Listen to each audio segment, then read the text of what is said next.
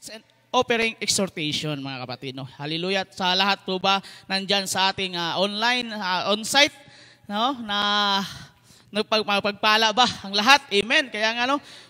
Glory to God, no? Praise God, kasi nandyan pa rin yung buhay natin sa ating Panginoon. Amen. Hallelujah. Kaya nga sabi dito, no, sa ating scripture today, no? Luke chapter 6 verse 38, sabi dyan, give and it will give into you, and good measure pressed down, shaken together and running over, will be poured into your lap. Pour with the measure you use, it will be measured to you. Tayo po yung magsiupo muna, kapatid. Amen. I know. Kaya nga, no, na ito sinasabi ng ating Panginoon, no, na kung tayo binigyan ng pagpapala ng ating Panginoon, ay ibibigay sa atin, no, ng siksik, liglig at umaapaw sa ating buhay, no. Kaya nga, mga kapatid, no, dito na sinasabi sa atin na kung tayo ay isang bukal na nagbibigay para sa Panginoon, ibabalik naman sa atin ng Panginoon, no. Hindi kulang, hindi umaapaw pa yung pagbibigay sa atin ng Panginoon. Amen. Hallelujah. Kaya mga kapatid, no, kaya bigyan din natin ng gratitude kung ano yung ibinigay sa atin ng ating Panginoon. Amen.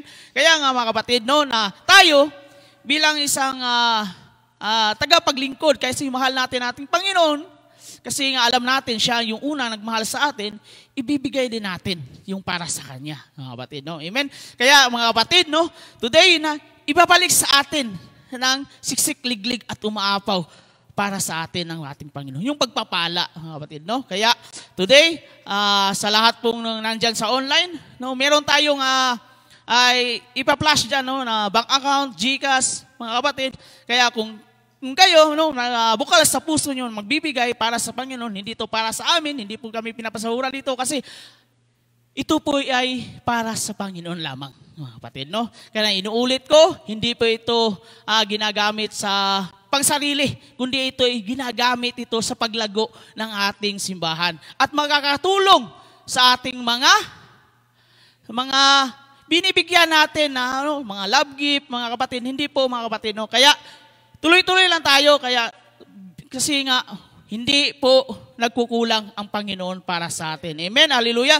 Kung ikaw man ay bukal sa puso mo, nagbibigay para sa atin, sa ating Panginoon, ibigay mo yung nararapat. Kasi ibabalik niya, siksik, liglig, at umaapaw, nagpagpapala ng ating Panginoon. Kaya nga, mga kapatid, tayo ay tumayo at magbigay sa ating Panginoon. Amen.